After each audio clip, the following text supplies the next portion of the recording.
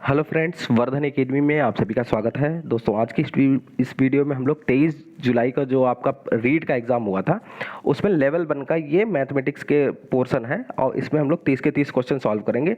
बिल्कुल एग्जैक्ट आपको आंसर बताए जाएंगे और वीडियो के लास्ट में अगर आपको किसी क्वेश्चन में डाउट हो तो आप लोग पूछ सकते हैं, ठीक है। मैं उसका रिप्लाई कर दूंगा। तो चलिए आज की वीडियो स्टार्ट करते हैं। सबसे पहले देखिए, जिन क्वेश्चंस में आपको एक्सप्लेनेशन चाहिए होगा उसमें एक्सप्लेनेशन दे दिया जाएगा, ठीक है। तो 91 का जो प्रश्न है उसमें है निम्नलिखित में से कौन सी संख्या 420 का सही अभाज्य गुणनखंड, ठीक है। तो अभाज्य गुणनखंड वो होता है जिसमें सभी संख्याएं अभाज्य संख्याएं हो।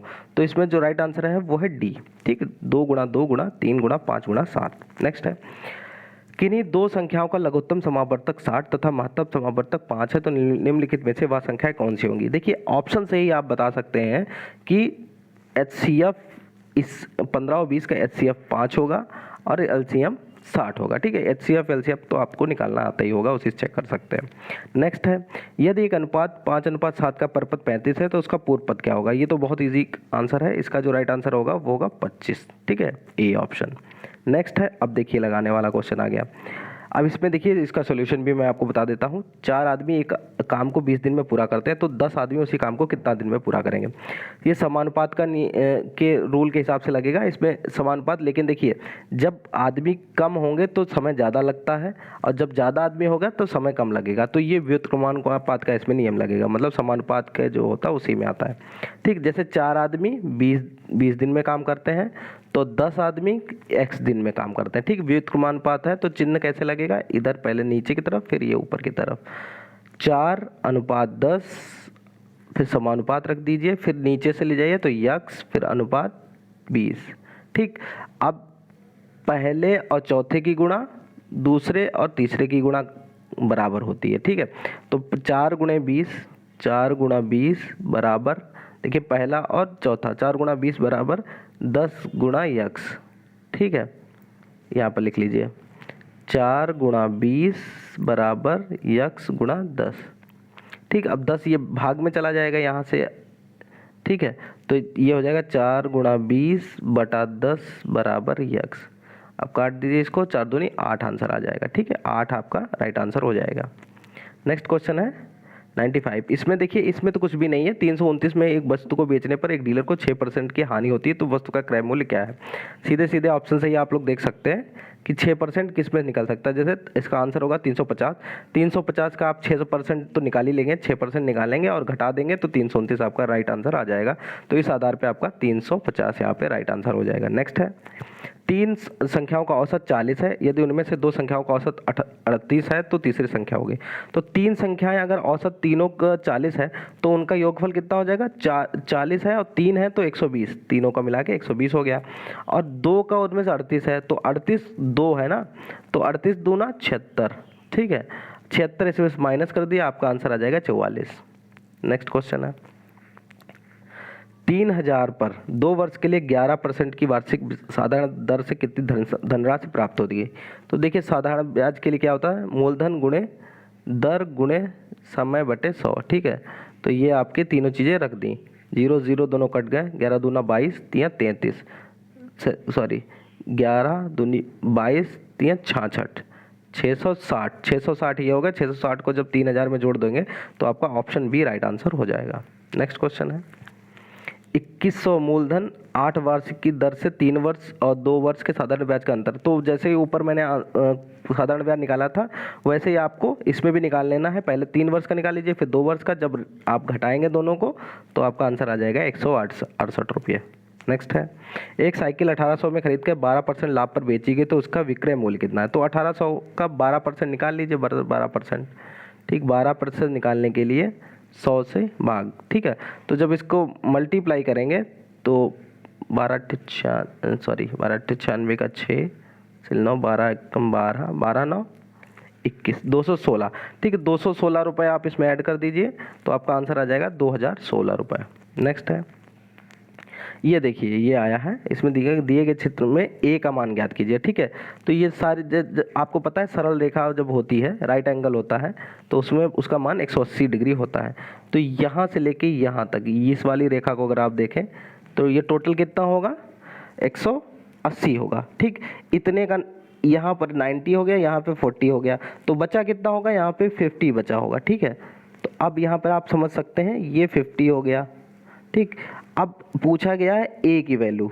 ठीक, ए की वैल्यू पूछी गई। पहली बात तो ये जब वर्टिकली अपोजिट जो एंगल्स होते हैं ये बराबर होते हैं। ठीक है, तो 5a = 50 हो गया, a बराबर 10 आ गया।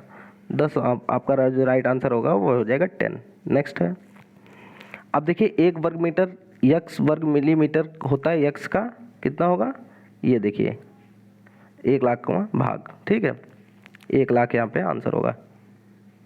नेक्स्ट है 15 वर्ग मीटर क्षेत्रफल है। तो 15 वर्ग मीटर क्या है, 15 वर्ग जिसमें प्रत्येक की भुजा 1 मीटर हो, क्योंकि 1 मीटर की अगर भुजा होगी, वर्ग होंगे तो सबका 1 मीटर स्क्वायर होगा और 15 को जोड़ देंगे तो 15 वर्ग मीटर क्षेत्रफल हो जाएगा। ठीक है, नेक्स्ट है फाइंड द वैल्यू।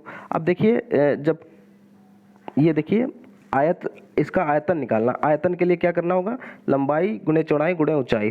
तो देखिए 2y गुणे y गुणा 3y, तो 3 बार y हो जाएगा तो y क्यूब हो जाएगा और 2 3 6, ये आपका राइट आंसर हो जाएगा। नेक्स्ट क्वेश्चन है, संगीत मानव के अवचेतन मन का अंकगणित की संख्याओं से संबंधित एक आधुनिक गुप्त व्यायाम है। यह कथन गणित के किस मूल्य से संबंधित है। ठीक है, ऑप्शंस आप लोग देख लीजिए, इसमें जो राइट आंसर होगा वो होगा कलात्मक मूल्य। नेक्स्ट है, ये जो है इसमें आपका समचतुर्भुज है, इसमें आपका राइट आंसर होगा 52 होगा। ठीक है, 52 होगा। नेक्स्ट है, गणित सभ्यता एवं संस्कृति का दर्पण है, यह किसने कहा था। ठीक है, तो 106 का जो राइट आंसर है वो है हॉगबेग ने। नेक्स्ट क्वेश्चन, निरीक्षण करो और सीखो के सिद्धांत पर कौन सी विधि आधारित है। तो ये है आपकी प्रयोगशाला विधि। नेक्स्ट है, प्राथमिक स्तर पर खेल खेल में गणित शिक्षण कराने के लिए कौन सी व्यवस्था लागू नहीं होती है। तो इसमें देखिए व्याख्यान व्यवस्था लागू नहीं होती है। नेक्स्ट है, निदानात्मक परीक्षण का उद्देश्य है। निदानात्मक परीक्षण का उद्देश्य क्या है। ठीक है, तो निदानात्मक जो परीक्षण है उसमें देखिए क्या होता है कि गणित विषय की अध्ययन एवं अध्यापन प्रक्रिया में सुधार करना। नेक्स्ट है, वृत्त का क्षेत्रफल पढ़ाने के लिए सबसे उपयुक्त विधि है। तो इसमें होगी निगमन विधि। नेक्स्ट है, गणित में स्लाइड रूल का उपयोग होता है गुणन एवं भाजन के लिए। ठीक है, नेक्स्ट, निम्न में से कौन सा कथन गणित की प्रकृति से संबंधित नहीं है। तो इसमें होगा गणित में सामान्यानुमान का क्षेत्र सीमित है। नेक्स्ट, शब्द करिकुलम किस भाषा से लिया गया। तो ये लिया गया है लैटिन से। नेक्स्ट है, गणित में सारणी बनाना किस विशेष उद्देश्य के अंतर्गत आता है। तो ये आएगा कौशल के अंतर्गत। ठीक है, कौशल के अंतर्गत स्किल होनी चाहिए। नेक्स्ट है 10,20,305। ठीक है, ये तो पहले ही सही है, 10,20,305 आंकिक रूप सही है बिल्कुल। 2, 5, 7 और 8 का उपयोग करते हुए सबसे बड़ी व सबसे छोटी संख्या बताइए। तो सबसे बड़ी संख्या कौन सी हो जाएगी। देखिए अब ये 4 अंक है तो 8, 7, 5 और 2, और छोटी क्या हो जाएगी 8, यहाँ पे 7 होना चाहिए। ठीक, 7 हो गया, तो 2, 5, 7 और 8, जब इसको घटाएंगे तो आंसर 6, 1, 7, 4 आएगा। ठीक, अब लास्ट में 4 है तो 5 से तो कटेगा नहीं, बस यही पूछा गया किससे नहीं विभाजित होगा। ठीक, 5 होगा राइट आंसर। नेक्स्ट है, निम्न में से कौन से विकल्प में 5 का स्थानीय मान 500 नहीं है। तो देखिए यहाँ पे भी 500 है, यहाँ पे भी 500, यहाँ पे भी, लेकिन जो राइट आंसर होगा इसमें पूछेगा कि 500 नहीं है तो ये होगा, क्योंकि इसमें सिर्फ 50 होगा 5 का स्थानीय मान। Next, which of the following is the correct descending order of fraction. निम्नलिखित में से कौन सा भिन्नों का सही अवरोही क्रम है। ठीक है, तो इसमें क्या करना है आपको, इसका जो राइट आंसर है वो आपको मैं बता देता हूँ। 3/4, 2/3, 1/2, 2/5। कैसे करना होता है, नीचे सबका एलसीएम ले लीजिए। ठीक है, एलसीएम लेके सभी अलग अलग संख्याओं में जब गुणा करेंगे तो ये सॉल्व हो जाएगा। सॉल्व करने पर स्पष्ट हो जाएगा कौन सी संख्या बड़ी है कौन छोटी है। ठीक, 1 से 30 के बीच में कितनी अभाज्य संख्याएं आती है, आराम से आप लोग जोड़ सकते हैं, 10 होगा। ठीक, लास्ट है आंसर। निम्न में से कौन सा अनुपात सबसे बड़ा है, ठीक है। तो इसमें तो देखने से ही पता चल रहा है 19/2, ठीक है। तो इस तरीके से ये आपके 30 के 30 क्वेश्चन हो गए। आपको इसमें से किसी क्वेश्चन पे अगर डाउट हो तो आप लोग कमेंट बॉक्स में बोल सकते हैं। हालांकि पूरे सभी 30 के 30 क्वेश्चन सही है, ठीक है। और आप लोगों को अन्य किसी विषय किसी सब्जेक्ट से संबंधित अगर वो चाहिए हो, किसी जैसे हिंदी है, CDP है, तो आप लोग कमेंट बॉक्स में कह सकते हैं, ठीक है। तो दोस्तों आज की वीडियो में सिर्फ इतना ही, मिलते हैं अपनी नेक्स्ट वीडियो में, तब तक के लिए नमस्कार।